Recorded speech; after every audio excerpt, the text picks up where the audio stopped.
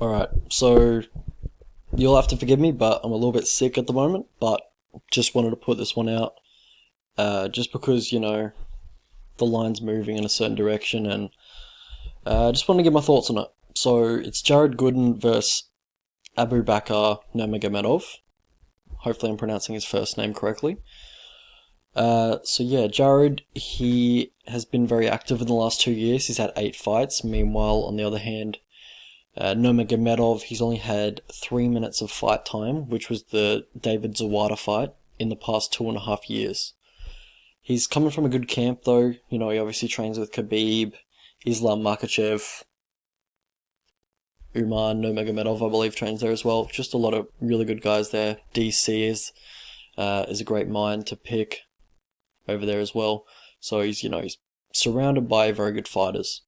But Jared Gooden, he is new to the UFC. He will be bringing in a 1-inch height advantage and a 5-inch reach advantage in this one, and we'll break down the strike into these two now. Alright, so for Jared Gooden, he likes to be the aggressor coming forward, trying to land his power shots on you. He has a nice stiff jab.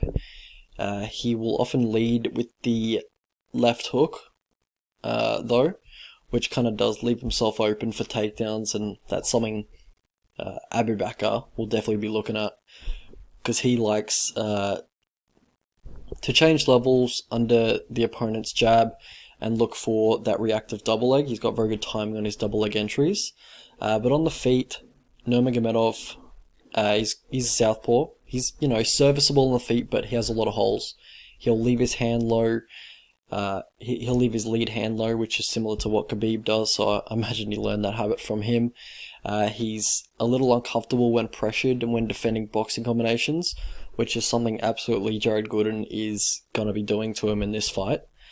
But yeah, he's serviceable, nothing really stands out. He has a decent low calf kick. He does, have a lot of holes in his game, in his stand-up, especially.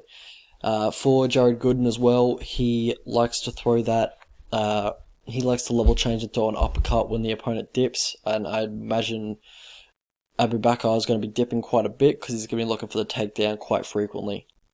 But Jared Gooden, he will throw a right hand after he sets it up with either, one of his stiff jabs or one of his lead left hooks, and that's probably where he gets most of his knockouts from, is that right straight.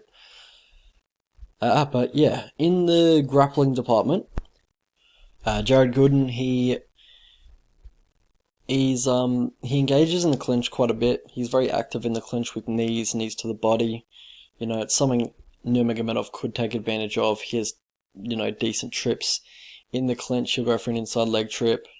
But most of his takedowns do come in the open. He has really good timing on his double leg entries, as we said before. He'll get the double leg, turn the corner, take the back, look for the wrestling ride from there. Also a single leg, which is something I think will be available to him fairly consistently in this fight, especially with the southpaw versus orthodox stance that these guys are going to be in. So he'll get the single leg, either run the pipe or, kind of lift the leg up and try and get the opponent off balance and then look to ground him from there. So yeah, he's pretty much just looking for top control on the mat. He's unable to get the same amount of, ground and pound or damage on top as, say, Khabib or Makhachev. But, he's basically just looking for top control, and he has very good takedowns, but his top control just isn't the best. And his damage on top isn't the best. It's a good BJJ guy could definitely lock him up and start throwing elbows from bottom. But yeah, even when he is shooting though, he can leave a lot of space between his opponent's body and his head. So he is open for that guillotine. I think Zawada, someone nearly caught him in it, can't remember, did this tape like 2 weeks ago. But his posture can be manipulated from bottom as well, which is what I was just talking about with, BJJ guys could lock him up and start throwing elbows, start going for arm bars, triangles. You saw Zawada, who isn't even a, elite BJJ guy, triangle him off bottom with a pretty easy, pretty straightforward setup. Right, so how these guys win fights.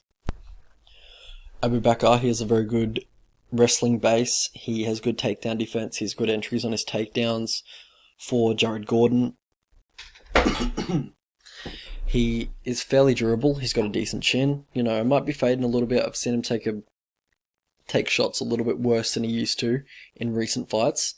And he, you know, you see videos of him sparring with Mike Perry, and they're just going dumb hard at each other. They're just going 100% pretty much in their sparring sessions. So I don't love that. It is good every now and then, but it seems like they do it quite a fair bit. But yeah, it's obviously probably not going to be in trouble here in this fight. But yeah, I think Jared Gooden does have the cardio advantage. He seems to have he has a, you know, a low-key, very good gas tank. I'm not saying Abubakar has a bad gas tank, but, you know, it is kind of suspect. And then Jared Gooden's he doesn't seem to get tired. It's even when he's getting grappled for 5 rounds by Michael Graves, I think he was still throwing like with heat. I'm pretty sure. Can't remember, but I'm fairly sure I was correct there. So how these guys lose fights. So for Jared Gooden, he has some striking tendencies that we're not going to address right now because Abubakar is not going to exploit them or whatever. But yeah, if he has another match up and I do a video on it, I'll get into all that. Also, his takedown defense is pretty average, so yeah. How Abubakar loses. He slows in a high-paced fight after round 2. He also does some suspect things on the mat, which we were talking about before. Alright, so past the victory for these two.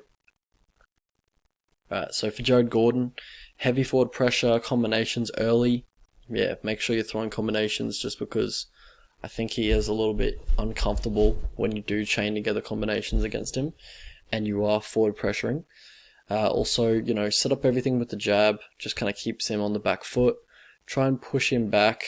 If you do get taken down, look to get back to your feet immediately. Look to push pace, tire him out, so if he does take you down, look to get back to feet immediately and then, you know, kind of drain that cardio again and again and again. Try and, you know, drag him into a brawl. I have seen Abubakar, like, kind of stand and trade with a few guys. I think it was, like, some German guy, which Abubakar might have lost to, or it was fairly close. But, God, memory's so bad. But yeah, he can be dragged into a brawl.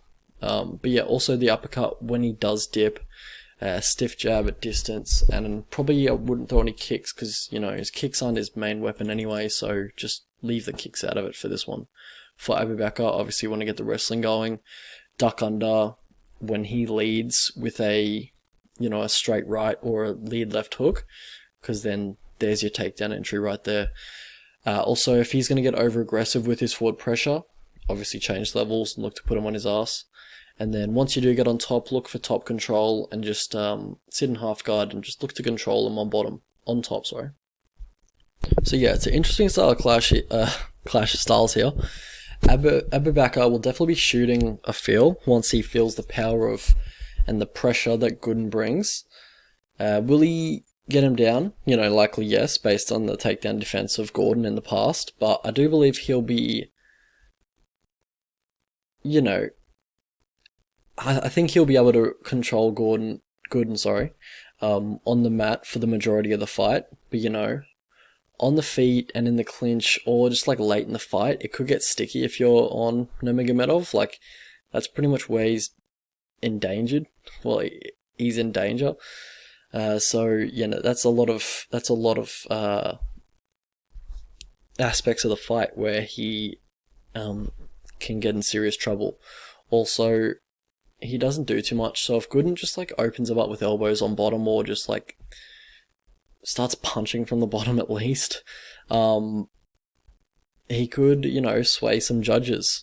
But yeah, Abubakar's only path to victory in my opinion is kind of lay and pray, but I do believe that happens most times, well, the majority of the time these two fight, so I think that's the most likely path this fight goes, but I do think Gooden actually, has a chance here to win. Which, could look silly, I guess, in the aftermath, because I don't think very highly of Jared Gooden, sorry.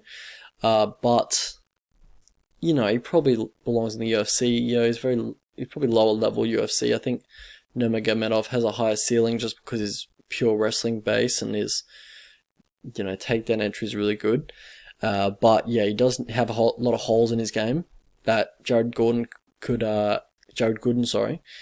God fucking damn it. Could definitely, take advantage of here.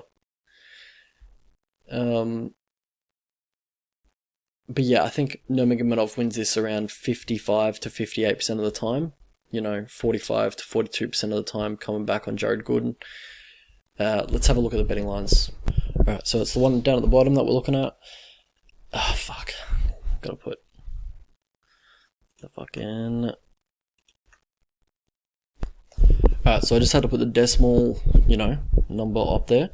So, I think Nurmagomedov wins this a good chunk of the time, but I think the line's a little bit too juiced. I think, the name value is kind of bringing it down a little bit for Nurmagomedov. I think Jared Gooden, sorry, bloody hell. I think he is kind of value at $3, but I'm not rushing to bet him because, it's Jared Gooden, but he probably has value at like over $3. And I might bet him if he gets up to like $3.30 or whatever, but I don't expect that. But I'm not super confident on Jared Gooden, but I do think he has a chance to win this fight. And the prediction, is Nurmagomedov by decision though.